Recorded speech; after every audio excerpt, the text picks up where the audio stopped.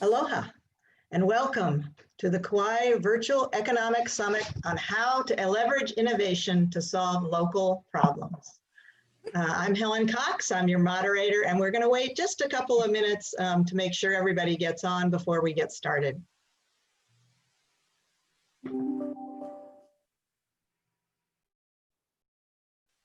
You're in for a treat, I know that.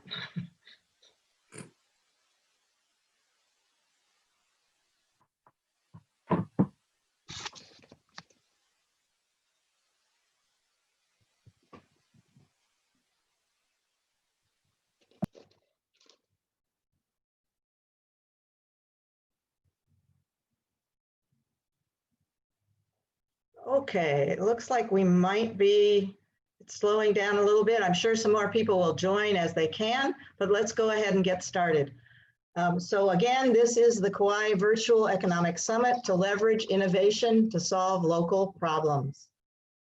First, before we get started, I actually want to say some thank yous to our speakers and to our panelists and to all of you who have decided to join us this evening. We know you have lots of other things to do, but thank you for caring enough about Kauai's future to join this, this summit.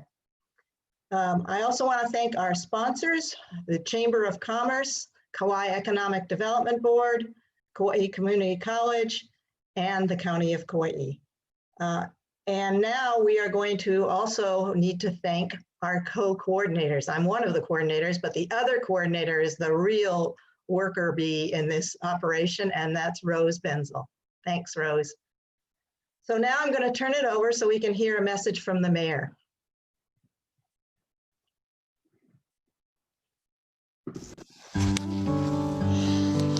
Hello, this is Mayor Kaua, and I want to give a huge mahalo to everyone that's participating in this virtual summit.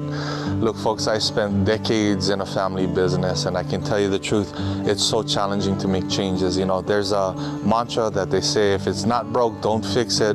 But here we are in this day and age where the challenges ahead of us has forced us to pivot, adapt, and make changes. And let's admit to it, folks. The only constant thing in life is change. And if nothing changes, nothing changes. So this pandemic has been a blessing in disguise that it has actually forced us to make these adaptations and has forced us to evolve, and that change can be uncomfortable. But here we are today at the apex of a new day where we start looking forward and seeing how we can make these changes that are often in a day-to-day hard to make, whether it's political will, whether it's the need that we feel we're going to stay in our comfort zone. Here we are, each and every one of us together. Whether you're making changes in your household, whether your kids are changing the way they learn, whether your business has had to adapt to online delivery, our ability to survive requires us to make these changes. So here we are, folks, and today we're going to be talking about reaching out to each and every one of you to help us solve these issues that we're going to face as a community.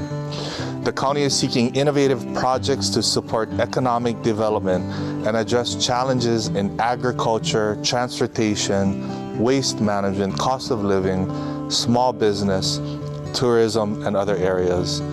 We have a grant program, and these grants are intended to stimulate local partnerships to bring needed innovations on the island. We've all seen our community stepped up, whether it's our farmers partnering with food banks, our local Chamber of Commerce supporting small businesses, or our utility co-op helping people get through to better days. We want your best ideas to help all of us solve some of our most challenging community-wide problems. We know that innovating means taking risks, but these grants we are offering are intended to help offset some of those risks. Supporting innovation means supporting local businesses, households, and the local economy.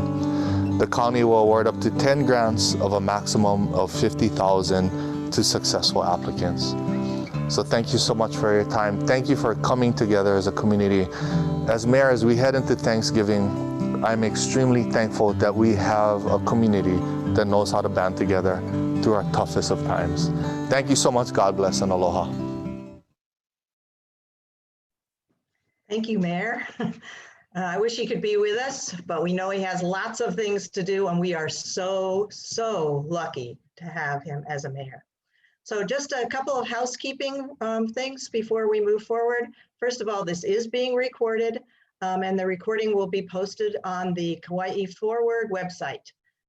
Second, if we are not able to get to all the questions, we will have a question and answer session at the end, but if we are not able to get to all the questions during the summit, the questions and answers will be posted on that website as well in December. Just recognize that this week is Thanksgiving, so if they don't get up there until next week, please be patient and wait until December. So this summit came out of a recommendation from the CURST work that the county has been doing with community members. And the recommendation I'm just going to read to sort of place the context of what we're doing this evening. Let's see, we propose the first phase of a partnership that will enable us to connect with innovators around a limited number of specific problems we need solved on Kauai. We will take the time to articulate some of these challenging problems and shape a collaborative process within which innovators and entrepreneurs can come forward to propose business models and innovations that may be able to solve them. So that was the recommendation. But then the wonderful thing is that there's the grant and aids grants that are available that are being used to help entrepreneurs and innovators be able to come up with some of these projects and get support for them. So I'm going to introduce our panelists and then turn it over to one of our panelists. So the panelists this evening are Nalani Brun, Director of Office of Economic Development. Welcome. Diana Singh, Office of Education. Sorry, I'm from Kauai Community College. Education always comes out when it's supposed to be economic. Office of Economic Development, Business Innovation Coordinator. Pam Chasutsa Anu Chote, and I know I butchered that, Pam, but she is the Senior Partnerships and Policy Manager at Elementor Accelerator. She works with key partners in the energy efficiency, transportation, power and distribution, and government sectors in Hawaii. She accelerates market-based innovation through the deployment of projects and the facilitation of network convergences amongst the company's stakeholders. And finally, Jennifer Luck, Director of Programs and Community Impact at Common Ground. Jennifer has more than 15 years of management experience working with land conservation organizations throughout Hawaii, including the Kauai Public Land Trust and Hawaiian Islands Land Trust. She previously served as the Managing Director of the Porter Trust and Waikoa Plantation, where she oversaw multi-stakeholder negotiations for a dam remediation project. Many of you are probably familiar with that. Tennessee contracts and master plan renovations of agricultural lands. So without further delay, let's turn the time over to Nalani. Aloha, everyone. Okay, so my job right now is just to let you know how we got to this place where we are having an innovation webinar talking about projects that you might want to pitch coming down the pipe. So basically, most of you know that the Office of Economic Development annually has an RFP, or a request for proposals, that we issue. In the past, they have been kind of kept in different pots. So we would ask for funds from council and administration to fund projects in agriculture and sustainability, also business and emerging markets. We had a pot for tourism that also included natural resources and culture. And then we'd also have a pot for creative industries, including film. And out of that, we would fund several, actually maybe 40 different projects. A lot, very small numbers, usually anywhere from $2,500 grants to up to about $20,000 grants. And so that's how the past has been. The kinds of projects we would fund is anything from climate forums to ag conferences and workshops. We did ag internships, waste tumblers, e-bike programs, leadership training. We've done film festivals, stewardship support for some of our heiau, invasive species control and education, language preservation for the Nihau language, and business support programs, anything and everything that you can imagine. But it was very much siloed. So tourism would do its thing, agriculture would do its thing. We'd all kind of get our money in our pot and we covet it, and then we would go, okay, now who wants some of this money? And we would often fund the same types of things over and over. Well, this year, people, we have broken out of our silos, and instead of each having these little pots, we realized that in an emergency year, you need to do some emergency things. So we have pulled all of our funds together, and basically we've created larger grants so that people can really try to make a movement on changing something.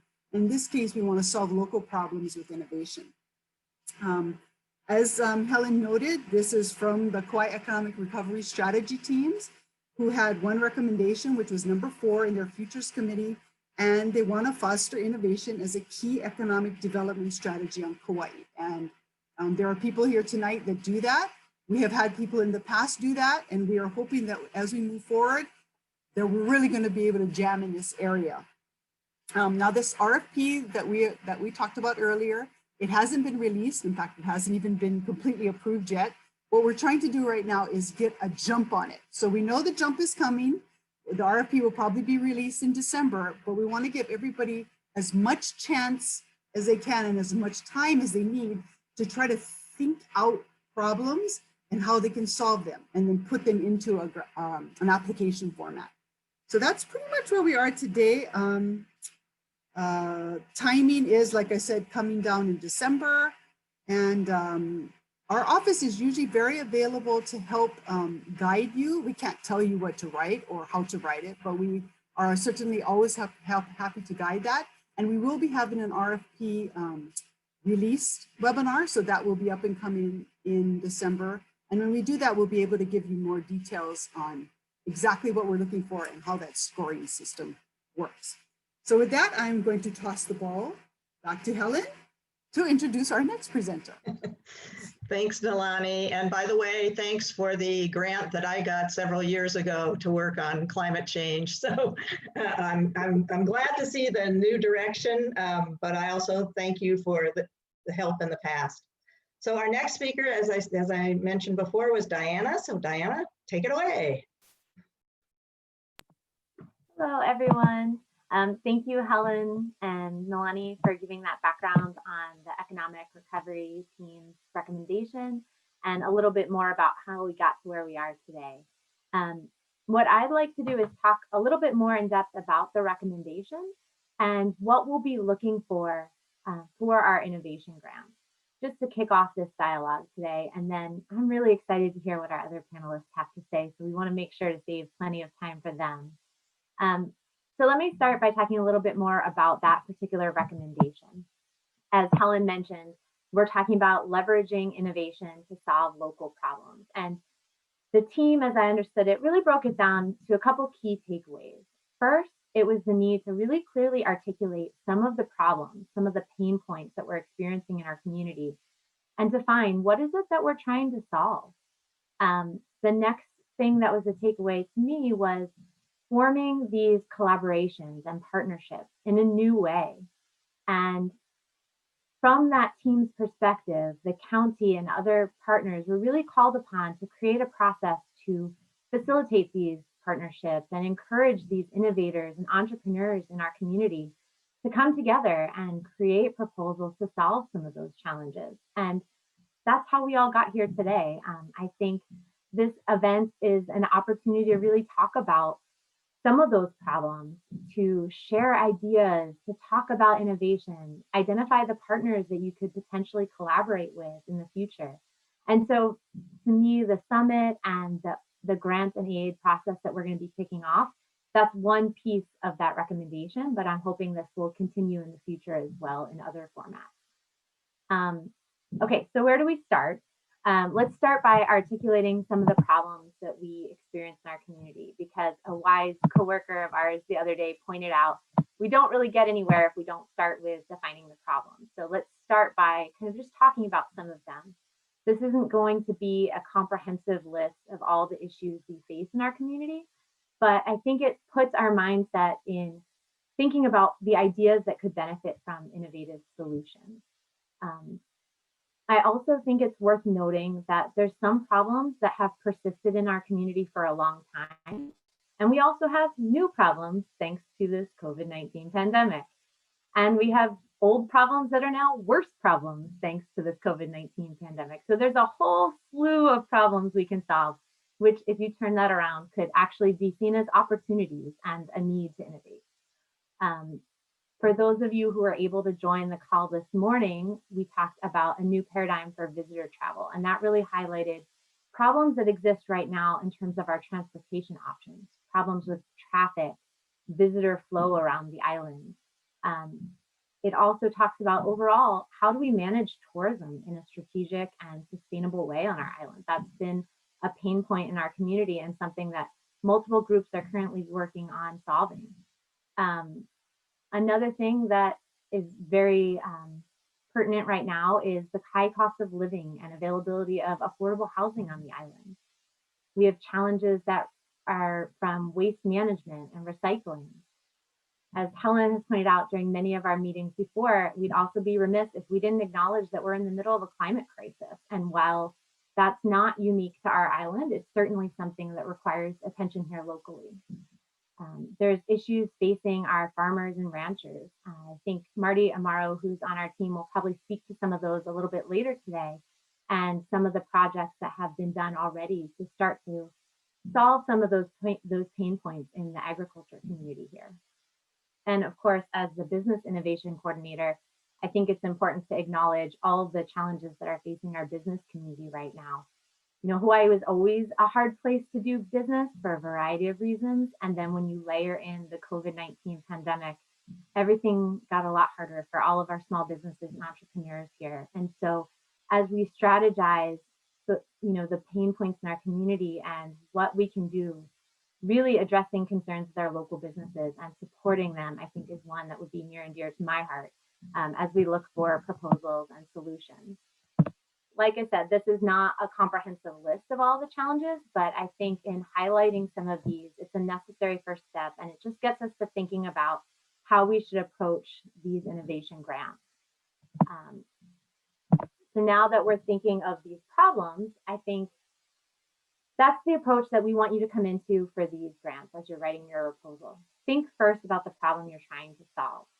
And then after you've determined what you're trying to solve, then I think you can think about how you become part of the solution to that problem, even if it's just a small part of the solution.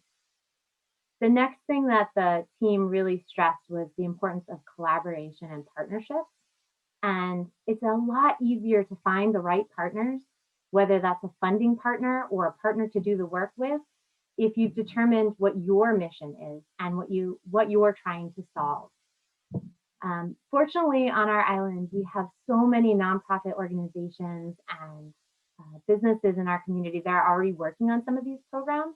And so we encourage you both today as part of this session and in general to really do your research, find out about who's working on the issues that are important to you, who are the experts in that field, who are people you might want to partner with in the future. So as you're strategically thinking about the problems you're trying to solve, also think about who are going to be the partners in that process. And I think with that mindset, that's the right approach to enter this RFP process.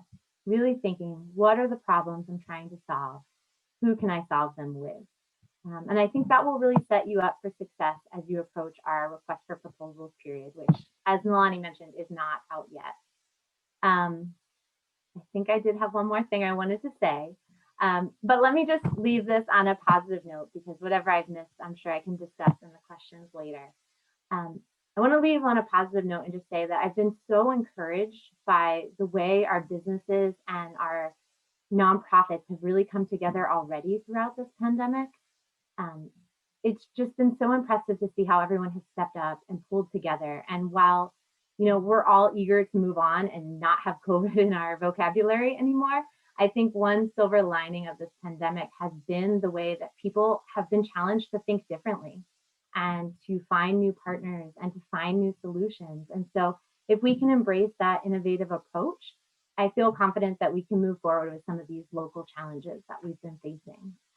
We're so fortunate to have really fantastic panelists going after me, and I'm eager to hear what they have to say. So I'm going to hand it back over to Helen so that they can tell you a little bit more about the projects they're working on. Okay, before we move on to the next panelist, I just want to say how grateful I am to the Office of Economic Development for doing this and for reaching out to the community. I am so proud of Kauai and the way that we're working together.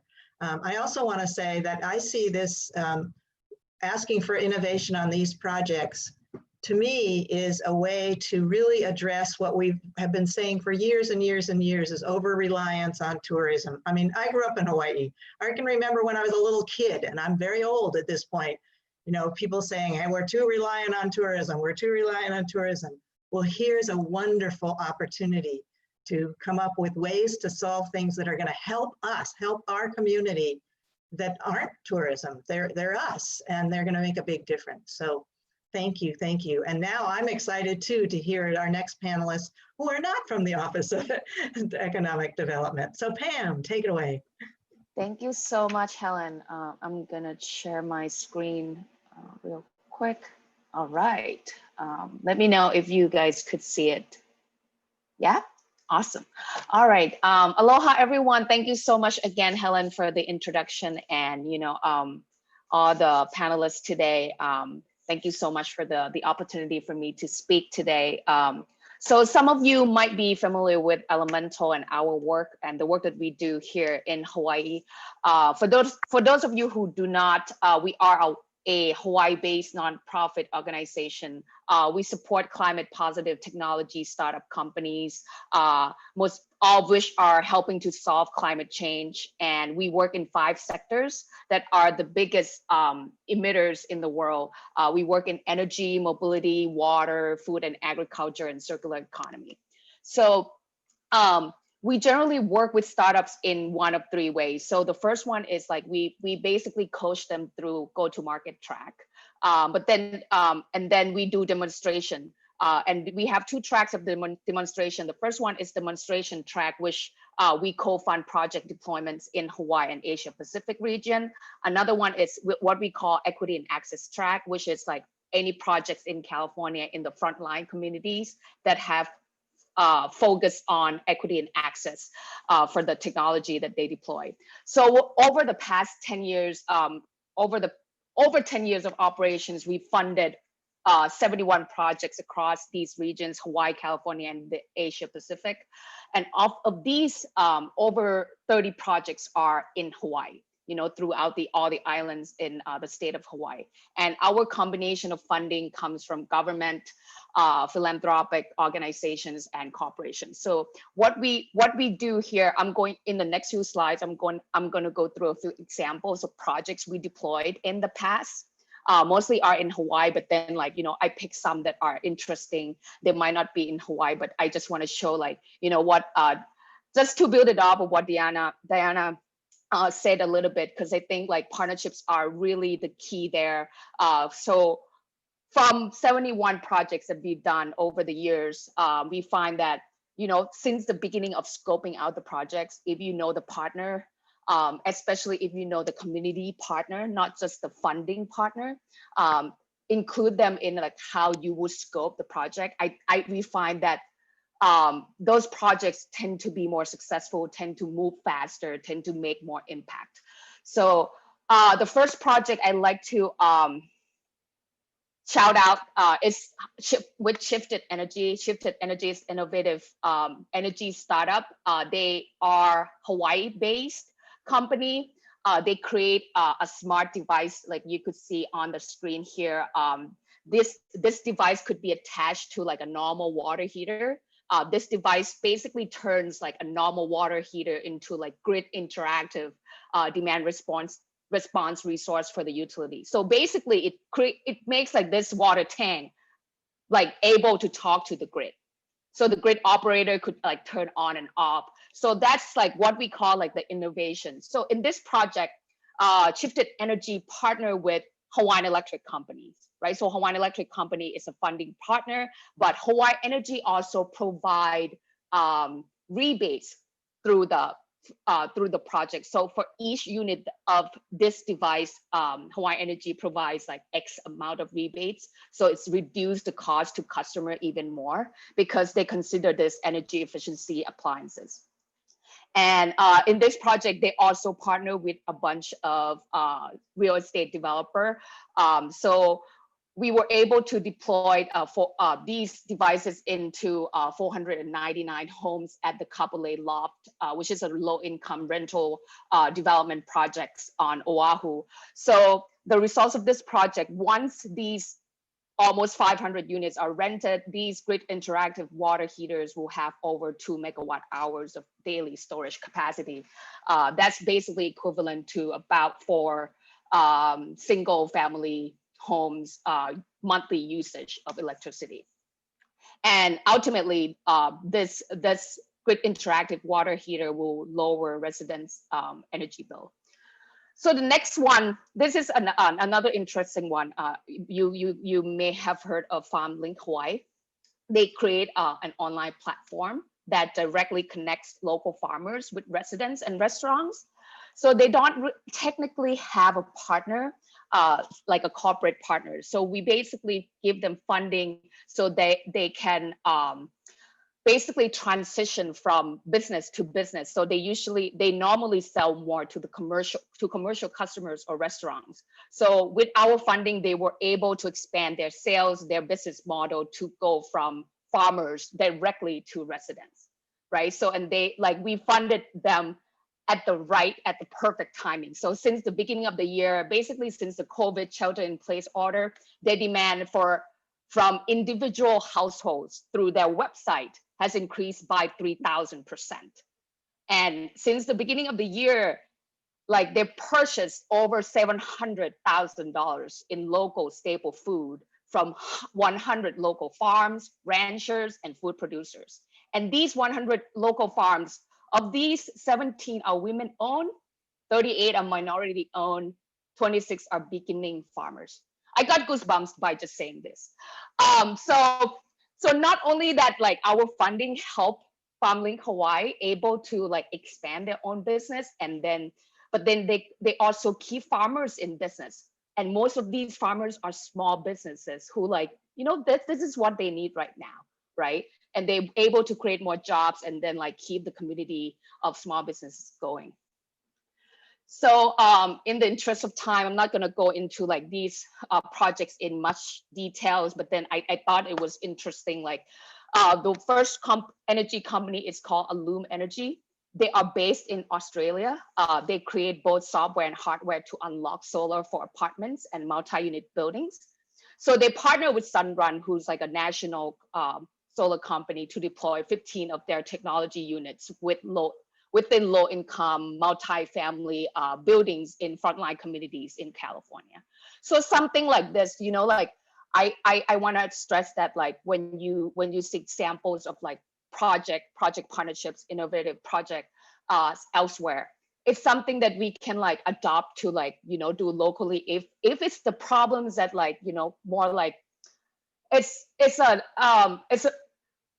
we know that single family homes have solar installed, and then solar adoption has risen since 2009 2010, but now we got to the bottleneck of the multi-unit dwelling, and we need to unlock that so that more and more homes can have can use electricity produced from renewable energy. And 2 more mobility projects. One is Blinksy. So Blinksy creates traffic monitoring sensors that can be mounted to signal poles and any poles at intersections. We just installed basically 15 sensors on Hilo last week. And another 15 sensor will be installed in Kailua Kona. So Blinksy is a Utah-based company. They partner with Hawaii DOT. This is a good example of public-private partnerships. Basically, if you consider our funding coming from the private side, and then Hawaii DOT also put in money into the project from the public side, and then we have innovative startup in the middle. And just last week there was an accident about 1,000 feet right before the intersection, and the district engineers and planners were able to see from the Blinksy sensors, the data dashboard, to see what time the traffic started and how much of the slowdown it caused for the traffic from that intersection down 2 or 3 intersections. And they were able to adjust the traffic signal accordingly, so traffic can flow a lot better based on like that, the results of that intersection. I'm gonna go real quick. I know I'm taking a little bit long. These 2 companies are new. They just joined our Elemental Ohana. They are in the process of finding partners and scoping out projects. So I'm just talking about, like, you know, Exos does like class 6 to 8 electric trucks, which is like something that no one has really done. So they are looking for partners, possibly in Hawaii or California, to do. They're looking for a new customer. So basically, like, you know, they've been doing these electric trucks, but then the innovative idea is, it's not like they're building another electric trucks, but then they're building electric trucks for another industry type. So they've done electric trucks for UPS, Amazon, but now they're going after utility bucket trucks. So like they have to build it's like they broaden the range of their products, period. So the last one, we're really excited about this company, which is Cambrian. They have an on-site, basically decentralized wastewater treatment systems. Basically, their systems are not only like extract clean energy, clean water. The system extract clean energy and clean water from wastewater, and also reducing costs at the same time. So they have tremendous interest all over the state. They are basically considering doing projects on Maui, Hawaii Island, Oahu, and possibly in Kauai. And since they get so much interest, just about 3 months of joining Elemental, they just hired a first local employee in Hawaii to actually help them with business development. So even though they are Boston based, they came here, got so much interest, and create jobs locally. So I just like to end there. If you have any questions, please let me know. Wow. Okay. I'm totally excited now. Every single one of the examples you showed has some applicability to Kauai. So, I mean, wow, that's really great. Thank you, Pam. Thanks a lot. And now Jen, who's been working right in our own community. Thanks, Jen. Thanks, Helen. Okay, I'm going to share my screen and I'll get started.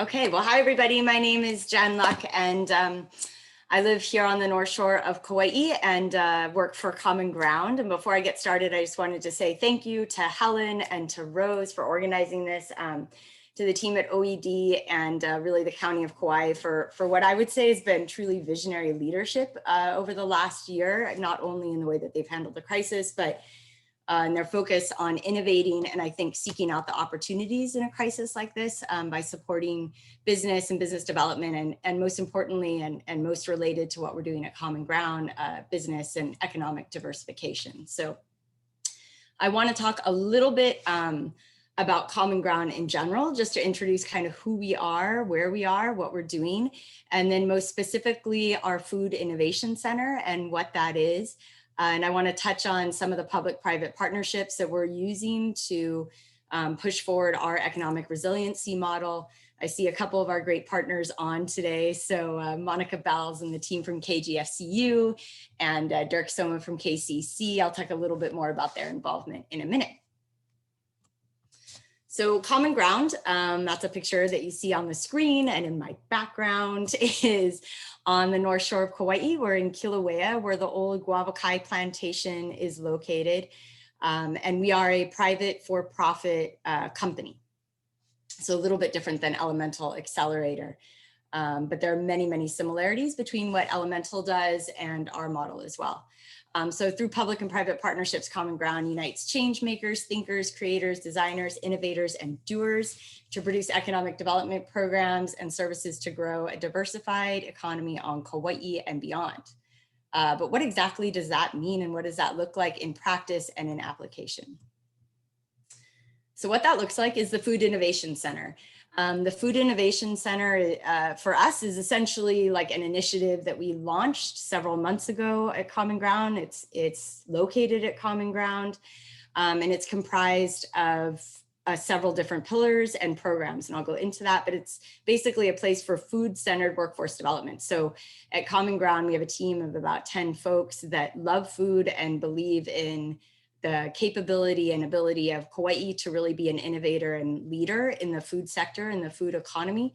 And that's all the way, you know, farm to table or farm to value-added product production. So when Common Ground when the property itself was originally purchased at the end of 2018, the owners knew that they wanted to do something in the food sector and tossed out several ideas, coming up with their own product line, value-added product line. But very quickly, the team realized as we began to build the team that there already was a ton of innovation happening on Kauai. So there are so many innovative food products that are being developed by small businesses and by passionate entrepreneurs on Kauai already. And so rather than trying to come up with a product that competes with what they're doing, we thought it was a much better approach to invest in and help build and scale and partner with small businesses. So there are 5 key focus areas of the Food Innovation Center.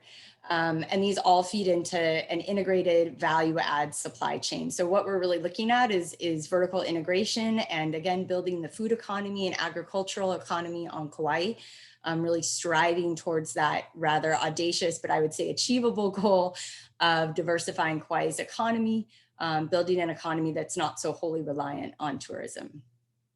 And we began down this journey prior to COVID. And then when COVID hit, I think we really felt like, you know, what we were hoping to achieve and to partner with the county and other folks was more important than ever. So the 5 focus areas or 5 pillars of the Food Innovation Center are farming. We have a agroforestry regenerative organic farm that we're installing on our property. A gentleman named John Parziali is installing that, and he eats, lives, and breathes regenerative ag. I do not have a green thumb. I kill anything that I try to grow or plant. However, John is amazing and has really inspired me and taught me a lot about the importance of regenerative ag. Not just what that can mean for Kauai locally, but also what a game changer it can be for climate change too. And that's why you're seeing companies like Patagonia really invest heavily in that approach. That's why you're seeing a lot of support from major players like World Economic Forum, because regenerative ag and the techniques that it uses, which actually are very much grounded in traditional farming techniques, particularly in Hawaii, are much better for the environment than monocropping. So we started installing that on our property. The second focus area is our incubator program, the incubator at Common Ground. I'm going to talk more about that in a minute, but that's a business development program. The accelerator program, Accelerate at Common Ground, is like the second step after the incubator. So if companies come in through the incubator, once they're through the incubator program, that's for very, very early stage companies, typically with revenues of $150,000 per year or less. And really almost in like the product development phase. Then they would go into the accelerator program. Accelerator program is for companies that are a little bit farther in their journey or their iteration and are ready for outside investors and looking to raise additional capital to really grow and continue to scale. And then value-added product production. So creating space. We have the great luck to be on a campus that has a processing facility on site, not fully built out, but will be eventually, and certainly a usable space right now.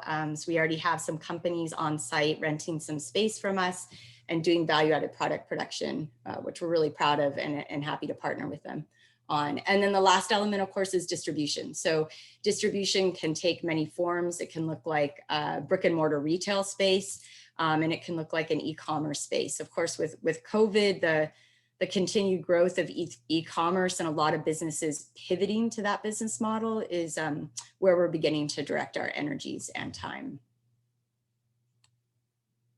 So regenerative ag, there's John out in the field. I took that picture the other day when we were giving a tour to some folks from CTAR.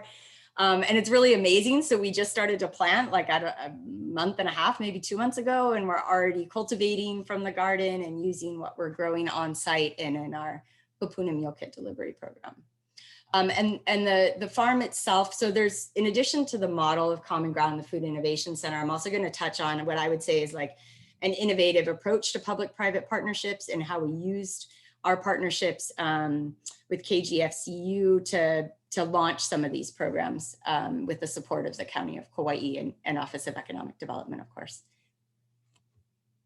And then, as I said, the accelerator program. So this is for later stage companies. We launched this at the end of 2019. Right now we're working with 2 companies, Slow Island and Tiny Isle. And we're working with them on branding and marketing. We're working with them on supply chain development. We're investing in these companies, and we really believe in the products that they're creating, not just because of what the products are and the quality of the products, but also it's incredibly important to us and to these business owners how those products are made. So both Tiny Isle and Slow Island source their ingredients locally on Kauai. So again, that's kind of feeding into this vertical integration approach to food processing, to small business development, to economic diversification. It's not enough just to support small business owners, but we're trying to support, food products that support the entire value-added chain, right? Farms all the way to value-added products. And then distribution, eventually we'll have retail on site on our campus. But getting into the public-private partnership. So Common Ground, when it launched the Food Innovation Center, we had already launched the accelerator program. We had plans for our agroforestry regenerative ag program. And we had this idea that there was really a need for a pre-accelerator program, a program that really focused on business development and training, that was a curriculum-based program that would give essentially grants to the companies that went through the incubator to help them grow and scale. And then when COVID hit, we had the opportunity to partner with KGFCU, who's very much aligned with our vision in supporting small business development and economic diversification and innovative ideas, and has a tremendous leadership team. So we had the opportunity to partner with them and seek funding from the County of Kauai to implement the incubator at Common Ground. So we're the program administrator, we're running the program. And the way that program works, this is the image that you see on my screen is kind of a combination of the logos of all the different companies that we're working with through the incubator. This program alone, I could probably talk about for an hour, but I'll try not to. I'll try to be somewhat succinct. So this is what I would say like a really beautiful, almost perfect example of a public-private partnership. So we're using public funds and some private funds, our funds as well, of course, to create a program that's led by our amazing incubator instructor, Dirk Soma, who I think is on today. And he's from KCC and has just been integral to making this program as effective as it is. And essentially the way it works is we put out an application. We had over 44 companies just on Kauai. We opened it up only to Kauai companies apply. We accepted 10 into the first cohort, and those 10 companies are now about to complete a 15-week program. During that program, they're learning about the Kanaka Canvas, which Dirk developed. They're learning about feasibility studies. They're doing SWOT analysis. They're identifying strategic growth goals, especially with an eye towards like post-COVID growth and what that looks like and what form that can take. Do they need to pivot? Do they need to change their business model? Talking about all of those things. And then the strategic growth goals come along with a budget, and each company has received $10,000 to achieve some of those strategic growth goals. So by the end of December, these companies will come out of the program with training, with being exposed to amazing entrepreneurs and business leaders, folks like Ethan West from Punahele Provisions, who's a Hawaii-based innovator, Shaka T, Robbie Melton at Small Business Development Center, and lots of other folks who've been really key to this program. So they'll come out with training and also with a plan for the future, and then funding to help them achieve those goals.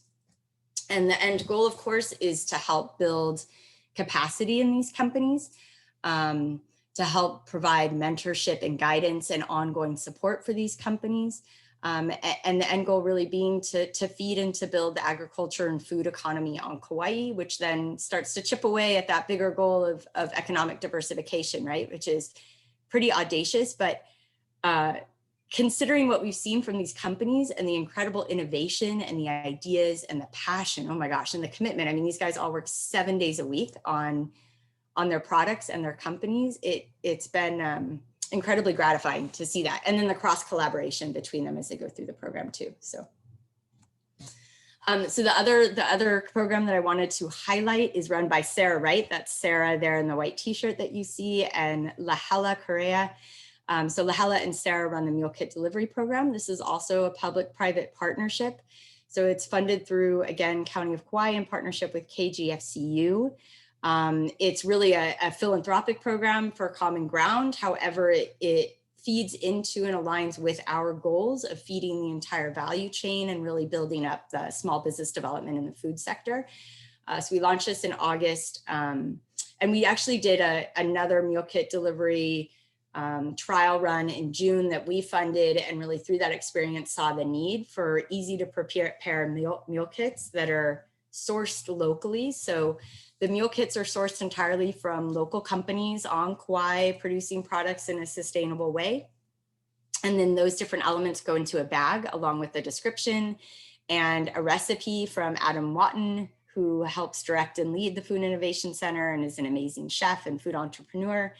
And then they're hand delivered or folks pick them up on the North Shore. So that's been a really gratifying program for us for a number of reasons. One, I think it's allowed us to get to know the community, to introduce the community to Common Ground and what it is that we're hoping to achieve. It's generated a lot of revenue for the companies that we're working with. So continuing to build kind of that vertical integration, circular economy, keeping everything on Kauai, feeding Kauai businesses, those Kauai businesses are feeding the farmers because they're using locally sourced products, and really creating a market for and demand for what they're making. And then the last thing I'm just going to touch on, because we haven't actually launched it yet, but it's coming in about a week or two, is the last element, which is distribution. And that's an e-commerce platform that's going to feature Kauai companies, graduates of the accelerator and incubator program. And again, in light of COVID, right, and challenges at retail space, really developing a market and a brand for Kauai food products, and creating a platform that sells those products direct to consumer. And it'll have a lot of media content that we feel is really important, because it tells the stories of the producers, purveyors, farmers, and small business owners that we partner with in order to, again, kind of push out that brand and market on Kauai products. So we've done a fair amount of research and looking ahead as far as the food innovation and the impacts on Kauai's economy, what this model could mean.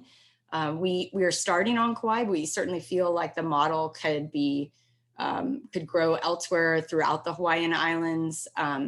But I'll just hit on a couple of these because I know I'm probably going over my time at this point. But the impacts for the Food Innovation Center for the greater Kauai community, 300 plus long-term sustainable innovation focused jobs.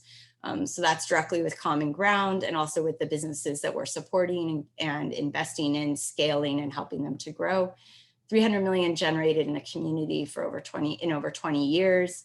We're looking to build out several thousand square feet of manufacturing space on Common Ground. And then of course, in addition to this economic diversification goal, there's that goal of food security, right? So if we can build these businesses, help them to scale, build the food economy and infrastructure here on Kauai, then what that could mean is a larger food market for the local market and beginning to be less reliant on imports. As is very well known, we import a tremendous amount of our food here in Hawaii and Kauai. So that's another great benefit of this model and what can happen when I think you take a long-term investment approach and you invest in your local economy and your local community, and you have the great benefit of public-private partnerships and leveraging that and what that can mean. And that's it. Yeah. I knew you were amazing, but I just want to say you and Common Ground are truly a blessing to the island. And I also want to give a shout out to Dirk, because my loyalty is still with Kauai Community College. So thank you, Dirk, for being involved, and thank you for being here this evening. Okay, we've heard from our panelists now, but now we get to move to an exciting part of the evening, and that is question and answers. And Nalani is going to take it from here. Thanks, Nalani. Thank you. Yes, so anybody, if you do have questions and answers, please use the Q&A link at the bottom of the screen. And I don't see any questions yet, so I'm going to start with my own. First of all, I want to say a shout out to the greatest innovation that was ever created on the island of Kauai, which is the Hanamaulu intersection, where they allowed traffic to continue on one of the lanes. And so that shout out goes to Joe Kaua, my cousin, who actually created that idea and had to force it on Department of Transportation, but it has been the greatest thing that it ever was. So let's see, I'm going to start with, I'd like to ask Marty a question. This is an agricultural question. Marty Amaro is our agricultural specialist here at the Office of Economic Development. And he has some really great projects that have come through CARES and other programs.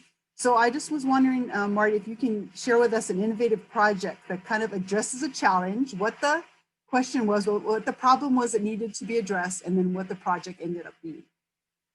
Sure. Aloha, everyone. Welcome. And thank you for having me here. Yeah, as part of the CARES Act, we awarded numerous ag grants, about 7 of them. I'm here to talk to you about one of those projects, which is the Hartung Brothers Inc. and KEDB livestock feed programs. This is one of the many developing success stories coming out of the CARES Act grants. So here's a quick overview. I went over this with Josh over at Hartung, and he gave me, how he came up with the idea and how he brought it to fruition, and how it's really going to help Kauai develop its food security and a sustainable business model on top of it. So, they sat back and they looked and they said, ranching, farming is never an easy project. It's not for lightweights to get into the business.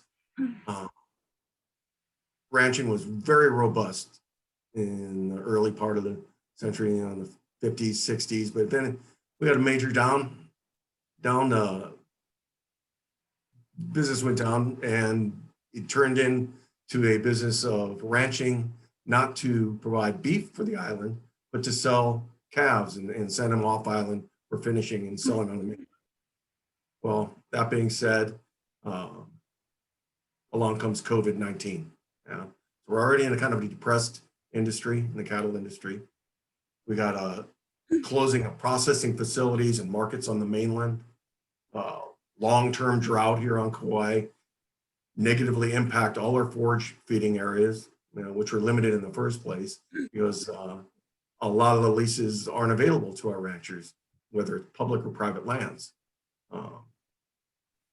Combine that with near record low mainland prices for feeder calves.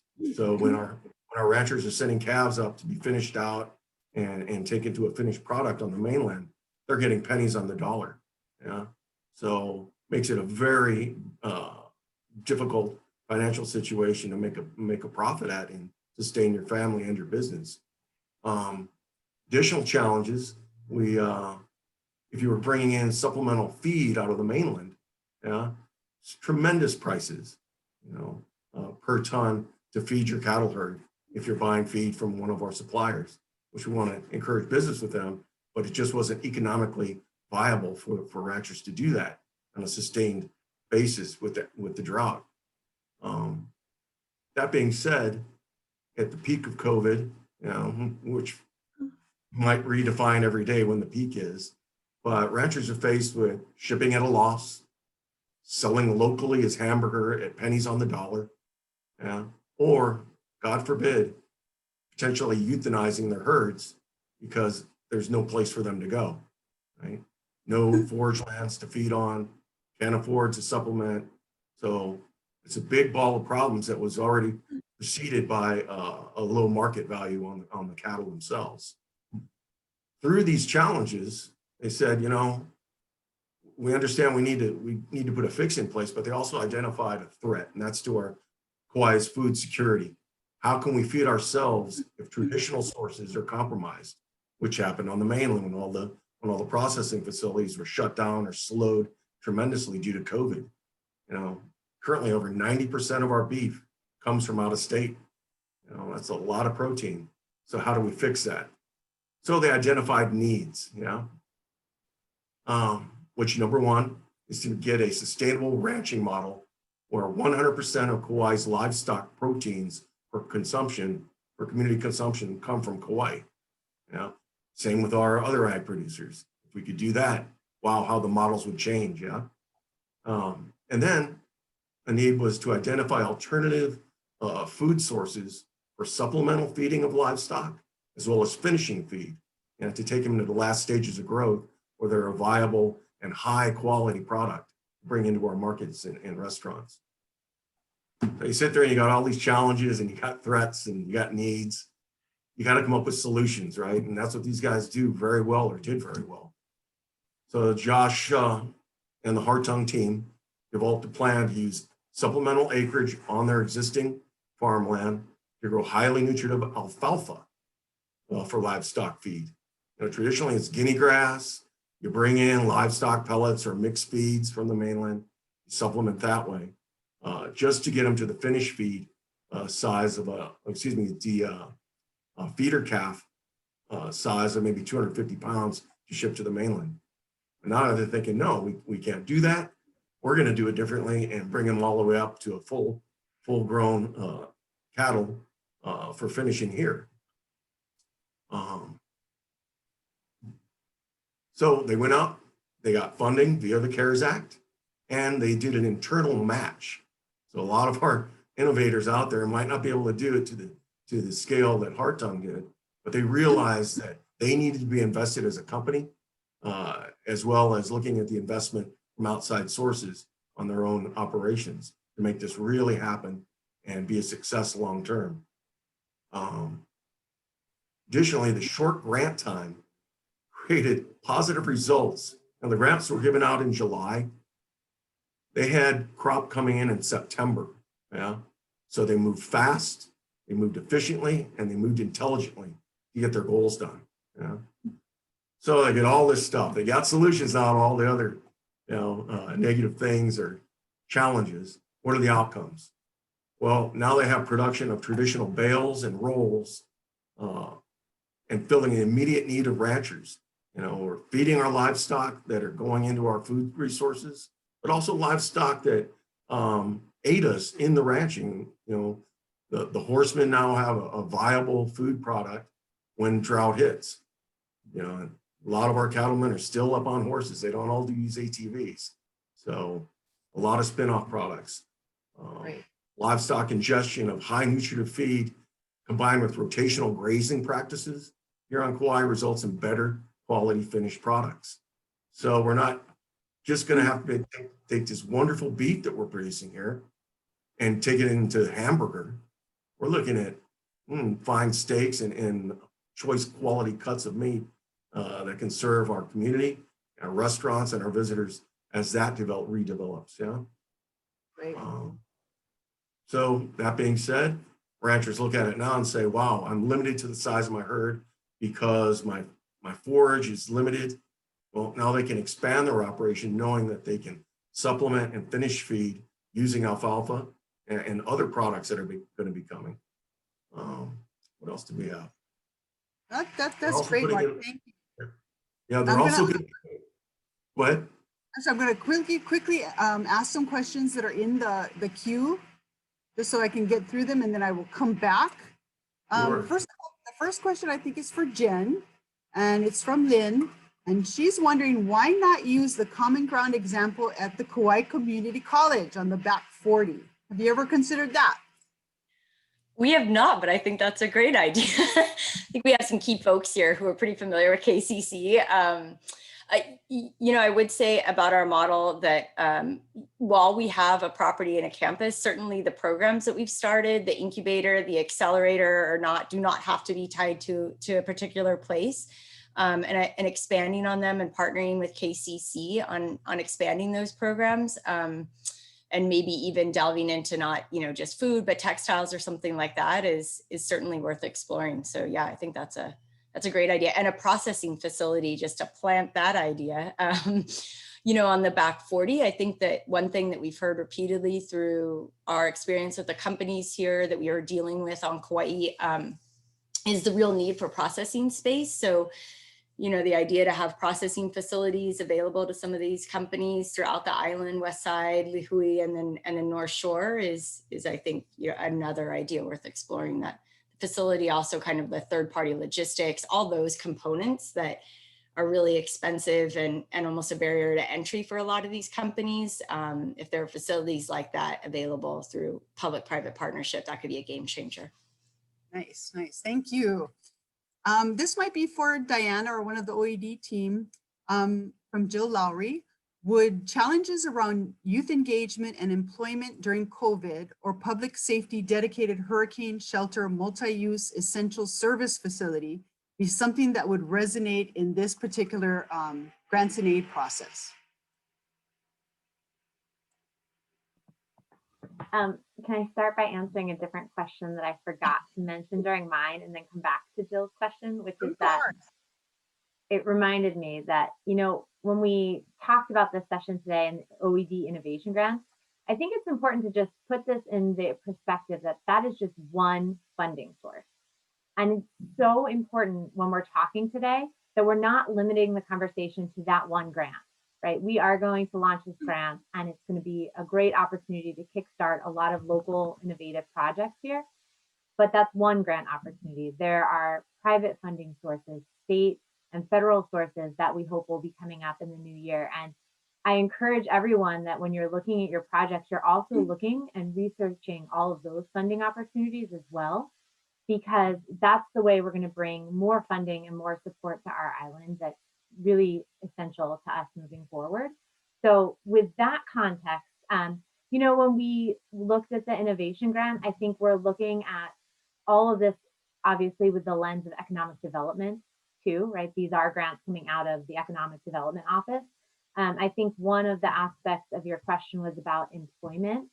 And to me, that I think is a great example of an area we could innovate. You know, we have historically had very low unemployment rates on our island, and now that's a different story. And I think programs that would take an innovative solution to encouraging workforce development, workforce training, and getting people connected again to jobs, whether that's youth on our island, getting connected to jobs right now and jobs in the future, or it's people who are currently unemployed getting back into the workforce. I think those are certainly things that are problems we are facing right now that could have innovative solutions. Perfect. This is from Dirk. He's wondering if the grant funds are federal. So these particular grant funds are not federal funds. They're actually county general funds. So they're definitely going to operate a little bit differently. He says, will only 501c3s be eligible for the grants? So I'll let Diana take that because I think that was one of her questions. Sure. So I think, you know, as we will release the full terms of the OED innovation grant shortly. And when we do that, the request for proposals will include all of the details on eligibility, the application process, all of that. We will post it on the Kauai Forward website. If you're not already subscribed to our email newsletter, I encourage you to do that because that will be the first opportunity you'll have to be informed that this has been released. After it's released, we'll also announce a date where we'll do a full informational webinar answering all kinds of detailed questions about eligibility and process. But to get to your answer, I think, you know, for these particular grants, we're looking at state and county agencies and local nonprofits. But as we were talking about in the beginning, and I think Jen has done a fantastic job of speaking to as well, is we can approach these grants in a different perspective, that you don't have to be necessarily fit that criteria to be a participant in the grant and a participant in the project and the work. As Jen gave us, for example, you know, for them working with KGESCU to team up to solve this problem and write a proposal, in their case for our CARES Act grant, that was a successful grant that relied on that partnership of two groups whose missions aligned closely and could accomplish the work. So Not all of the recipients do have to meet that criteria, but per project, at least one person applying has to be either a nonprofit organization or state or county agency. Thank you. Okay, I'm going to, I know that a lot of the questions that are coming through are very specific to the RFP that's coming out. That makes a lot of sense to me. Like Diana said, we're really not going to, we haven't issued it yet because we don't have approval yet. So we can't be absolute on things, but there is a question in here: is an organization like Kauai Beekeepers Association eligible to apply? We're not really economic-based focused, but more aligned with education and training for community. Does anyone want to take that? Marty?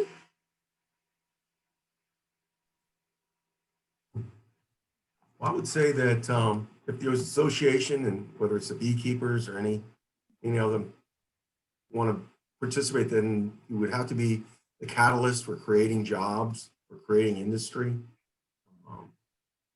And if they could partner with a nonprofit, if they're not already, say for instance, KEDB or the Farm Bureau, and work those synergies, then yes, they're more than welcome. Yeah. Yeah, okay, thank you. Let's see. So let's see, for Ben, are you still there, Ben? Yes, he is. Okay, Ben, why don't you give us an example of some of the innovative projects that are out there to address climate change? So for those that weren't on the call this morning, we had an excellent session on innovation in transportation and what it might look like to really change the way visitors move around the island. But that really applies to residents as well.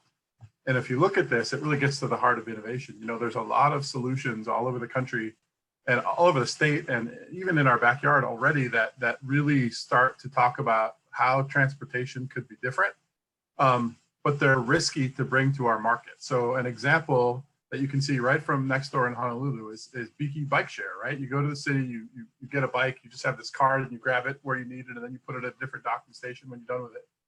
Well, people haven't done that here because it's a difficult market to break into. It's a small market. There's risk. There's uncertainty.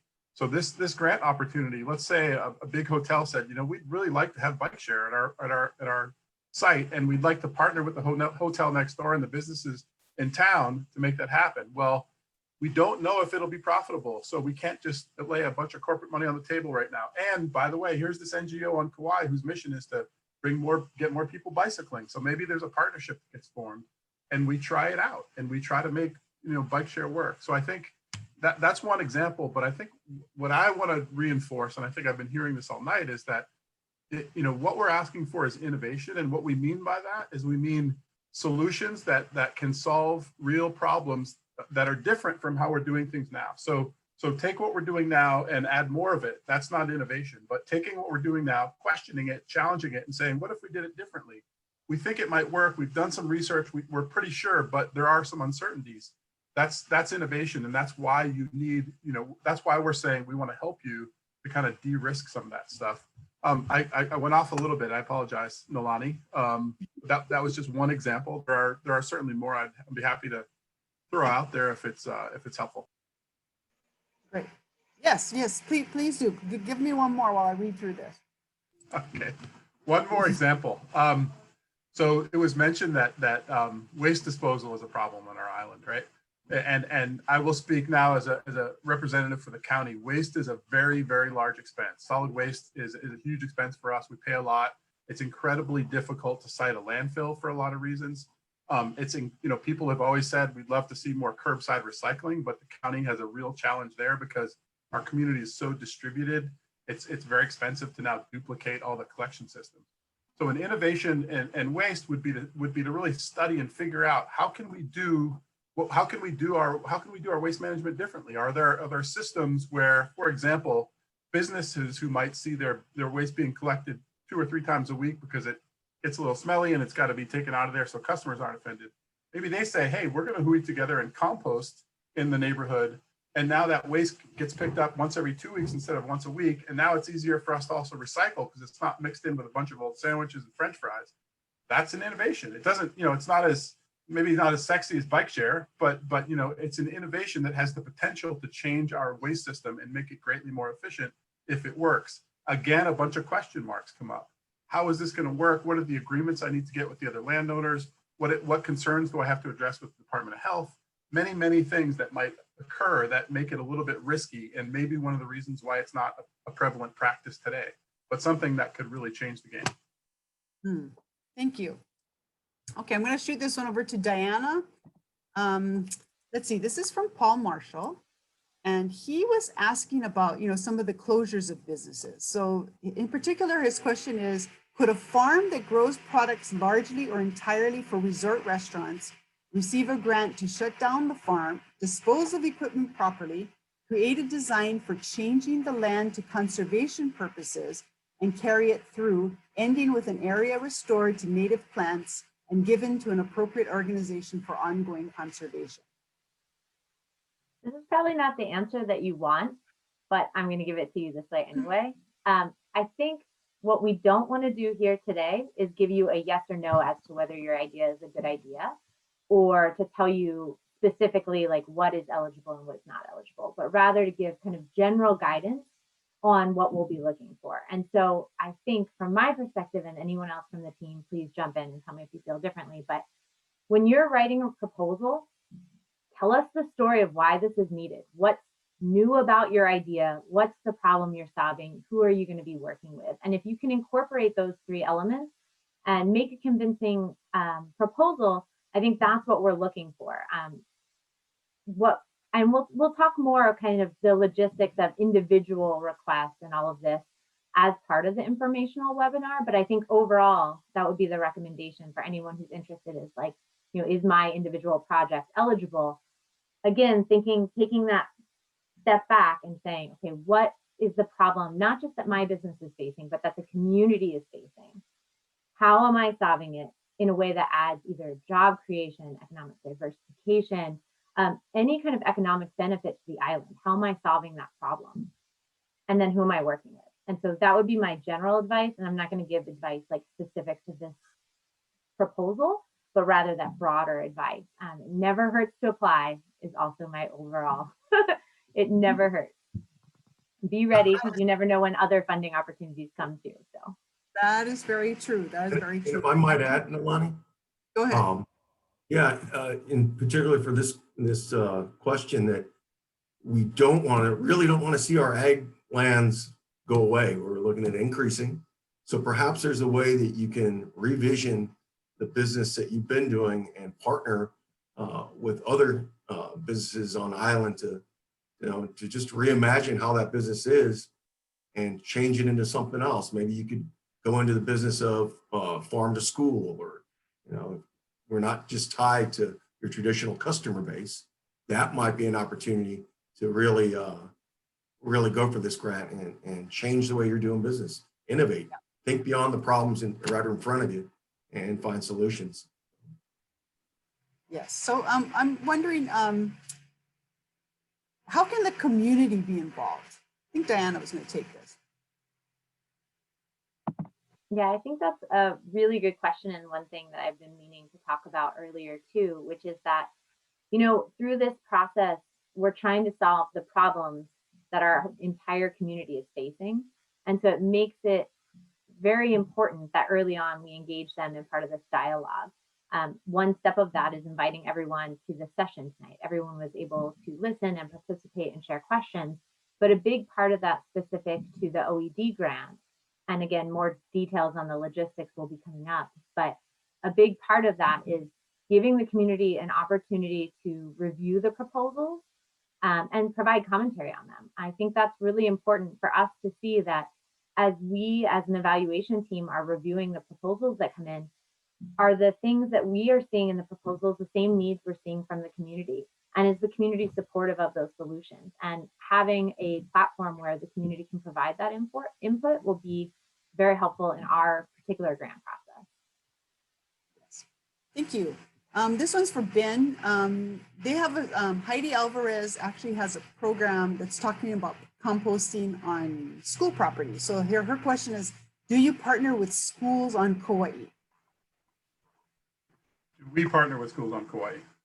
So currently the office does have some grants with Zero Waste Kauai, and Zero Waste has done some significant outreach with schools, try to get them to, or to try to help them with composting on site.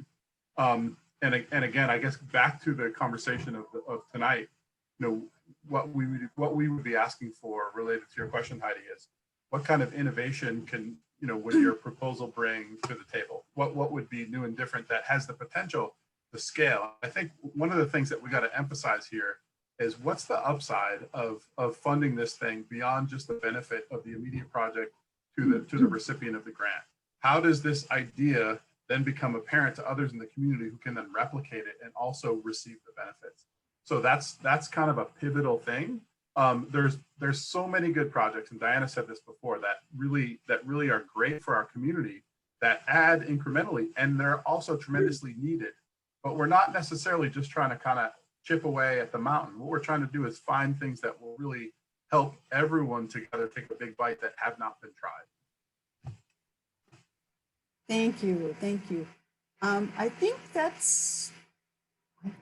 unless anyone else has something else, I think we've answered most of the questions that we had.